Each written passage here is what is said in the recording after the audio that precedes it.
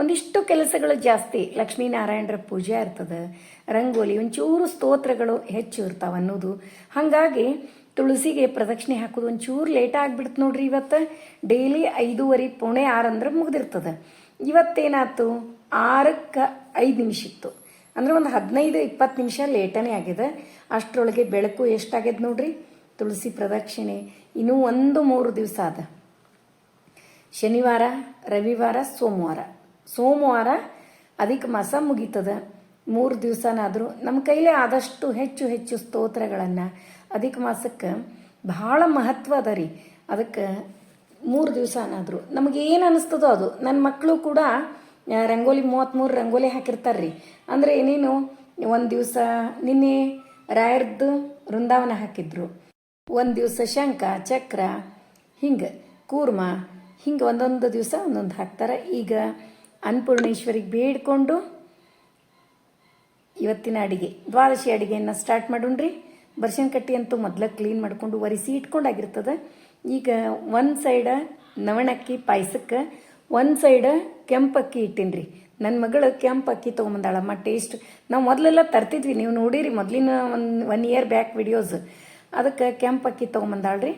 ಒಂದು ಸೈಡ್ ಏನದ ತೊಗರಿ ಬೇಳೆಗೆ ಮುದ್ದೆ ಪಲ್ಯಕ್ಕೆ ಇಟ್ಟೀನಿ. ಇಲ್ಲಿ ಏನು ಮಾಡ್ಲಿಕತ್ತೀನಿ ಅಂತಂದ್ರೆ, ಒಂದು 2 ಸೂಡು ಪುದೀನ, ಒಂದು 4-5 ಹಸಿಮೆಣ್ಸಿನ್ಕಾಯಿ ಹಾಕಿ ತಾಳಿಸ್ಲಿಕ್ಕೆ ಇಟ್ಟೀನಿ.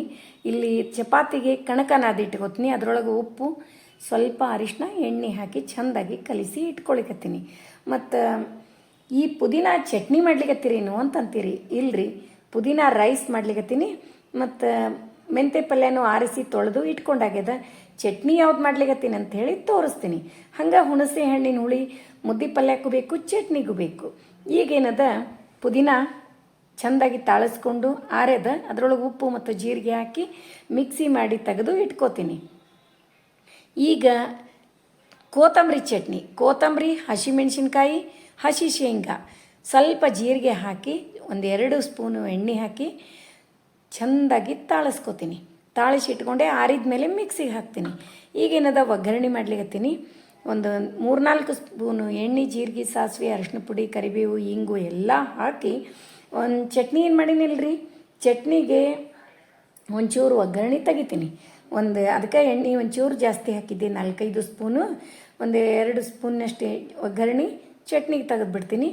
ಮತ್ತು ಇದನ್ನು ಏನು ಮಾಡ್ಲಿಕತ್ತೀನಿ ಅಂತೀರೇನ್ರಿ, ನಿಮ್ಗೆ ಹೇಳಿದ್ನಲ್ಲ ಪುದೀನ ರೈಸ್ ಮಾಡ್ಲಿಕತ್ತೀನಿ ಅಂತ ಹೇಳಿ ಮೊದಲ ರೆಡಿ ಮಾಡಿ ಇಟ್ಕೋತೀನಿ. ಒಂದು 3 ಸ್ಪೂನ್ ಎಣ್ಣೆ, ಜೀರಿಗೆ, ಸಾಸಿವೆ, ಅರಿಶಿನ ಪುಡಿ, ಇಂಗು, ಕರಿಬೇವು ಹಾಕಿ ಒಗ್ಗರಣೆ ಮಾಡಿಕೊಂಡೆ. ಅದರೊಳಗೆ ಪೇಸ್ಟ್ ಮಾಡಿ ಇಟ್ಕೊಂಡೆ ಪುದೀನಾನು ಹಾಕಿಬಿಟ್ಟಿನಿ ನೋಡ್ರಿ. ಅಂದ್ರೆ ಅದು ರೆಡಿ ಆಯಿತು. ಇನ್ನು ಅನ್ನ ಆಯ್ತಂದ್ರೆ ಅದರೊಳಗೆ ಹಾಕಿ ಕಲಸೋದ ಅಷ್ಟೇ ಬಾಕಿ ನೋಡ್ರಿ. ಇದ್ರೊಳಗೆ ಹುರಿದ ಶೇಂಗಾ ಹಾಕಿನಿ. ಮತ್ತು ಚಟ್ನಿಗೆ ಏನದ ಹಸಿ ಶೇಂಗಾ ಹಾಕಿದ್ದೆ. ಈಗ ನವಣಕ್ಕಿ ಕುದ್ದಾವ, ಅದರೊಳಗೇನದ ಬೆಲ್ಲ ಹಾಕಿ ಮತ್ತು ಯಾಲಕ್ಕಿ, ಗೋಡಂಬಿ ಹಾಕಿ ಚೆಂದಾಗಿ ಒಂದು ಕುದಿಸಿ ತೆಗೆದುಬಿಟ್ರೆ ಮಸ್ತ್ ಟೇಸ್ಟಿಯಾದ ಹೆಲ್ದಿ ಬನಶಂಕರಿಗೆ ಇಷ್ಟವಾದ ನವಣಕ್ಕಿ ಪಾಯಸ ರೆಡಿ ಆಯಿತು. ಈಗ ಚಟ್ನಿ, ಕೊತ್ತಂಬರಿ ಚಟ್ನಿಗೆ ಸ್ವಲ್ಪ ಹುಣಸೆಹಣ್ಣಿನ ಹುಳಿ, ಉಪ್ಪು, ಬೆಲ್ಲ ಹಾಕಿ ಮಿಕ್ಸಿ ಮಾಡಿ ತೆಗೆದೆ. ಈಗ ಒಂದಿಷ್ಟು ಒಗ್ಗರಣೆ ಮಾಡಿ ತೆಗಿತೀನಿ. ಒಗ್ಗರಣೆ ಮಾಡೋ ಹೊತ್ನಾಗ ಅಂದ್ರೆ ಮುದ್ದೆ ಪಲ್ಯಕ್ಕೆ ಒಗ್ಗರಣೆ ಬೇಕಲ್ರಿ, ಅವಾಗೇನದ ಚಟ್ನಿಗೆ ಒಗ್ಗರಣೆ ತೆಗಿತೀನಿ. 1-2 ಸೂಡು ಮೆಂತೆ ಅವರಿ. ಮತ್ತು ಭಾಳ ಮಂದಿ ಕಲ್ ಮೇಲೆ ಯಾಕೆ ನೀವು ಹೆಚ್ಚುತ್ತೀರಿ ಅಂತಂತೀರಿ. ಈಗ ಏನಾಗ್ತದ್ರಿ, ಈ ಕಲ್ಲು ನಾವು ಯಾವಾಗೂ ಒರೆಸ್ಕೋತಿರ್ತೀನಿ, ಬಟ್ ನಿಮಗೆ ವಿಡಿಯೋದೊಳಗೆ ತೋರ್ಸಂಗಿಲ್ಲ. ಬರ್ಶನ್ ಕಟ್ಟಿ ಯಾವಾಗೂ ಒರೆಸ್ಕೋತಿರ್ತೀವಿ. ಹೀಗಾಗಿ ನನಗೆ ಅದೇ ಜಾಸ್ತಿ ರೂಢಿರಿ. ಮತ್ತು ಅದಕ್ಕೊಂದು ಅದು ಮಣಿ ಎಲ್ಲದ ಹುಡ್ಕೋದು. ನಮ್ಮ ಮನೆಯೊಳಗೆ ಮೊದಲ ಆ ಕಡೆ ಹೊರಗೇನ್ರೆ ಹೆಚ್ಚಬೇಕಂದ್ರೆ ತೊಗೊಂಡಿರ್ತಾರೆ. ಮುಂಜಾನೆ ಹಣ್ಣು ಎಲ್ಲ ಕಟ್ ಮಾಡಿರ್ತಾರಲ್ರಿ, ಅವಾಗ ತೊಗೊಂಡಿರ್ತಾರೆ. ಮತ್ತು ತೊಳೆಯೋದು, ಒರೆಸೋದು ಡಬಲ್ ಕೆಲಸ ಆಗ್ತಿರ್ತಾವೆ. ಹಾಗಾಗಿ ನಾನು ಆ ಟೈಮ್ನಾಗ ಏನು ಮಾಡ್ತೀನಿ, ಬರ್ಶನ್ ಕಟ್ಟಿ ಒರೆಸ್ಕೊಂಡು ಅದರೊಳಗೆ ಹೆಚ್ಚಿ ತಕ್ಕೊಂಬಿಡ್ತೀನಿ ನೋಡ್ರಿ. ಈಗ 2 ಸೂಡು ಮೆಂತೆ ಚೆಂದಾಗಿ ಹೆಚ್ಚಿ ಇಟ್ಕೊಂಡೆ. ಈಗ ಮೊದಲು ಒಗ್ಗರಣೆ ಮಾಡ್ತೀನಿ. ಒಂದು 3-4 ಸ್ಪೂನು ಎಣ್ಣೆ, ಜೀರಿಗೆ, ಸಾಸಿವೆ ಎಲ್ಲ ಹಾಕಿದ ಮೇಲೆ 1-2 ಸ್ಪೂನು ಚಟ್ನಿಗೆ ತೆಗೆದು ಇದು ಏನು ನಾನೀಗ ಕಟ್ ಮಾಡಿಟ್ಟಿನಿಲ್ಲ ಮೆಂತೆ ಪಲ್ಯ ಅಷ್ಟು ಇದರೊಳಗೆ ಹಾಕ್ತೀನಿ. ಅದಕ್ಕಿಂತ ಮುಂಚೆ ಒಗ್ಗರಣೆ ಒಳಗೆ ಒಂದು 4-5 ಮೆಣಸಿನ್ಕಾಯಿ. ಖಾರ ಇಲ್ಲರಿ ಇವು. ನಿಮಗೆ ಎಷ್ಟು ಮೆಣಸಿನ್ಕಾಯಿ ಹಾಕ್ತೀನಿ ಅನ್ನಿಸ್ಲಿಕ್ಕತ್ತಿರ್ತದೆ, ಮೆಣಸಿನ್ಕಾಯಿ ಖಾರ ಇಲ್ಲ ನೋಡ್ರಿ. ಅದಕ್ಕೆ ಅದರೊಳಗೆ ಮೆಣಸಿನ್ಕಾಯಿ ಹಾಕಿನಿ. ಸ್ವಲ್ಪ ಡಿಫ್ರೆಂಟ್ ಆದ ಮುದ್ದೆ ಪಲ್ಯ ಮಾಡ್ಲಿಕ್ಕತ್ತೀನಿ. ಖರೆ ಟೇಸ್ಟ್ ಮಾತ್ರ ಸೂಪರಾಗಿ ಆಗಿತ್ತು. ಅದರೊಳಗೆ ಒಂದು ಅರ್ಧ ಬಟ್ಲು ಕಡಲೆ ಹಿಟ್ಟು ಹಾಕಿನಿ.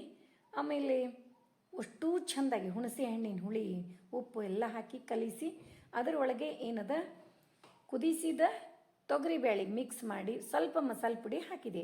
ಈಗ ಒಂದು 2-3 ಕುದಿಸಿಬಿಟ್ರೆ ಮಸ್ತ್ ಟೇಸ್ಟಿಯಾದ ಮುದ್ದೆ ಪಲ್ಯ ರೆಡಿ ಆಯ್ತು ನೋಡ್ರಿ. ಇನ್ನು ಲಾಸ್ಟ್ ಒಂದು ಉಳಿತು ಚಪಾತಿ. ಸ್ವಲ್ಪ ಡಿಫ್ರೆಂಟಾಗಿ ಚಪಾತಿ ಮಾಡ್ತೀನಿ. ಪದರ್ ಚಪಾತಿ ನೋಡ್ರಿ. ನೀವು ಕೂಡ ಹಿಂಗೆ ಮಾಡ್ತೀರಿ ಅಂತ ಅಂದ್ಕೊಂಡೀನಿ. ಸ್ವಲ್ಪ ಡಿಫ್ರೆಂಟಾಗಿ ಮಾಡೋದು ಮಕ್ಕಳು ಇಷ್ಟಪಡ್ತಾರೆ, ಮನೆಯವರು ಇಷ್ಟಪಡ್ತಾರೆ. ಹಾಗಾಗಿ ಪದರ್ ಚಪಾತಿ ಮಾಡ್ಲಿಕ್ಕತ್ತೀನಿ ರೀ. ನೋಡಿದ್ರಲ್ಲ, ಇವತ್ತಿನ ವಿಡಿಯೋ ಎಲ್ರಿಗೂ ಇಷ್ಟ ಆಯಿತು ಅಂತ ಅನ್ಕೋತೀನಿ. ನಮ್ಮ ವಿಡಿಯೋಗಳು ನಿಮಗೆ ಇಷ್ಟ ಆದರೆ ಲೈಕ್ ಮಾಡಿರಿ, ಶೇರ್ ಮಾಡಿರಿ. ಹೊಸದಾಗಿ ನೋಡ್ಲಿಕ್ಕತ್ತವರು ನಮ್ಮ ವಿಡಿಯೋಸ್ ಇಷ್ಟ ಆದರೆ ಬಿಡ್ಲಿಕ್ಕೆ ಹೋಗಬೇಡ್ರಿ. ಲೈಕ್ ಮಾಡಿ, ಸಬ್ಸ್ಕ್ರೈಬ್ ಮಾಡಿರಿ. ಹಂಗೆ ಫ್ರೆಂಡ್ಸ್ ಆ್ಯಂಡ್ ರಿಲೇಟಿವ್ಸಿಗೆಲ್ಲ ಒಂದು ಚೂರು ಶೇರ್ ಮಾಡ್ತಿರಲ್ಲ. ಮತ್ತೆ ಮುಂದಿನ ವಿಡಿಯೋದಲ್ಲಿ ಸಿಗೋಣ. ಧನ್ಯವಾದಗಳು. ಮತ್ತು ಇಷ್ಟು ಲಘುನೇ ಧನ್ಯವಾದಗಳು ಹೇಳಿದ್ರಿ. ಇನ್ನೂ ಅಡುಗೆ ಏನೇನಾಗ್ಯದ ಫುಲ್ ಎಲ್ಲ ತೋರಿಸ್ಲೇ ಇಲ್ಲ ಅಂತ ಅನ್ಲಿಕ್ಕತ್ತೀರಿ. ಎಲ್ಲ ಫುಲ್ ಅಡುಗೆ ತೋರಿಸ್ಲಾರ್ದೆ ಹೆಂಗಿರ್ತೀನಿ ರೀ. ಇನ್ನೂ ಚಪಾತಿ ನಡೆದಾವ. ಚಪಾತಿ ಮುಗಿದ್ಮೇಲೆ ಅಡುಗೆ ಏನೇನಾಗ್ಯದ. ಇನ್ನು ಪಾಯಸಕ್ಕೆ ನಾನು ಒಗ್ಗರಣೆ ಹಾಕಬೇಕು. ಮತ್ತು ಪುದೀನ ರೈಸಿಗೆ ಏನದ ಮಾಡ್ತೀನಿ ಅಂದಿನಿ. ಪುದೀನ ಒಗ್ಗರಣೆ ರೆಡಿ ಆಗ್ಯದ. ಅದರೊಳಗೇನದ ರೈಸ್ ಹಾಕಿ ಕಲಿಸ್ಬೇಕು. ಎಲ್ಲ ಭಾಳ ಕೆಲಸ ಅದ ರೀ.